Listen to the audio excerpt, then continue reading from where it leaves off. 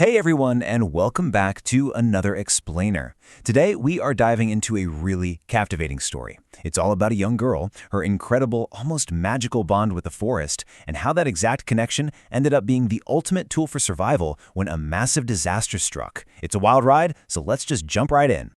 So, what happens when a child actually listens to the secrets of the forest? I mean, we usually think of nature as just this passive backdrop to our busy lives, right? But what if it's actually speaking to us? What if it's trying to pass on something absolutely vital? That's exactly what we're going to explore today. We start off on a perfectly quiet, damp morning.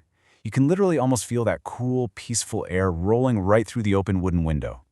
There are these soft fireflies just lingering in the wet greenery, and a curious little woodpecker clinging to the window frame, just kind of watching the girl sleep. It perfectly sets up this deep, innate peace between her and the natural world before the day even really gets going. Then things transition into the rustic family kitchen. Her grandmother is serving up a hot breakfast, the grandfather's casually tuning an old wooden radio. It's just cozy, you know? The gentle rain is falling softly outside where the cows are waiting patiently under their shelter. It is the absolute definition of a safe, predictable haven, completely insulating the family from the wildness of the elements outside.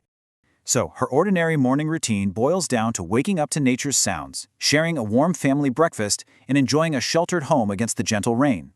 It's an incredibly comfortable, ordinary, and safe world. But establishing this baseline of safety is absolutely crucial because, well, her world is about to drastically change. There's a really stark contrast right outside her door. On one hand, you have ordinary village life, predictable, structured, safe. On the other hand, you have the enchanted forest realm, wild, unpredictable, and completely unknown to the rest of her village. Stepping out of her home and into those trees is like crossing a boundary between two entirely different realities. Now, what's really interesting here is that she isn't just taking a casual walk in the woods. The forest is actively interacting with her.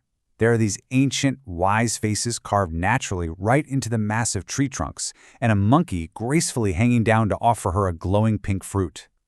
It's a profound communion. The trees themselves are literally talking, sharing these ancient secrets that only she seems to understand. The enchanted elements out here are just wild. Ancient trees with conscious faces, a trusting monkey offering food, ethereal glowing flora, and swarms of guiding butterflies.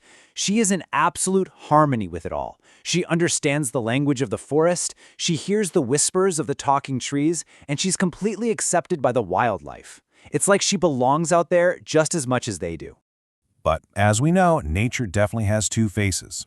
And this idyllic day turns rapidly. Our timeline goes from a peaceful, sheltered morning straight into the magical forest whispers at noon, but then, bam! By the afternoon, we get rapidly darkening skies leading to imminent danger in the evening. The atmosphere flips from enchantingly magical to deeply threatening in the blink of an eye. The stakes escalate incredibly fast. Suddenly, pure fear and realization just wash right over her face. You can practically hear the deafening crack of thunder overhead and the terrifying rush of a swollen, muddy river churning over the rocks. The sky has turned this bruised, menacing purple color. And the flock of birds? They aren't dancing anymore. They are fleeing for their lives.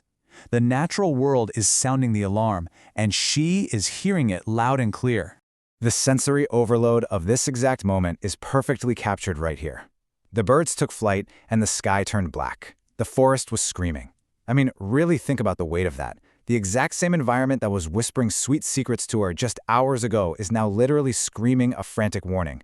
Because of her rare connection to the earth, she knows exactly what kind of catastrophic storm is hurtling toward them. From there, pure adrenaline takes over. She goes into a desperate sprint back to the village. The whipping wind is tearing through the palm leaves. Heavy, blinding rain is just pelting the mud. And in the background, onlookers are just standing casually on their porches. They are totally confused and completely unaware of the massive disaster coming their way. But she doesn't hesitate for a single second. Her heroic warning happens in a total flash. Step 1, realizing the atmospheric threat while in the forest. Step 2, sprinting through the rising mud and whipping wind. Step 3, urgently alerting the entirely unaware village. Her intuitive connection to the talking trees and the shifting sky literally becomes the catalyst for everyone's survival. And then the flood hits. It takes a second to really absorb the absolute devastation here. The sheer terrifying power of the surging brown floodwaters tearing apart the houses and just ripping the village to shreds is incredibly visceral. It is total destruction. Yet, contrasting that violent chaos raging outside the door, the survivors are huddled safely inside together, and they are alive entirely because she warned them. The aftermath is just stark. Unforgiving lightning, surging brown floodwater swallowing homes, but also a community saved and a tiny squirrel rescued. Amidst all that terror, the girl stands safely inside the doorway. She's safe, her family is safe, and perched right on her shoulder is that tiny rescued squirrel. Even in the face of nature's most violent fury, she held on to her bond with it, saving both her human community and a small piece of the wild. It's just an absolutely incredible narrative of intuition, connection, and survival. And it leaves us with this powerful question. If the natural world tried to warn you, would you know how to listen?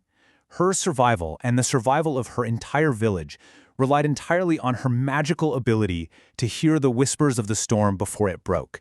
It's definitely something to chew on the next time you step outside. Thanks for joining me for this explainer, and remember to keep your eyes and ears open to the world around you.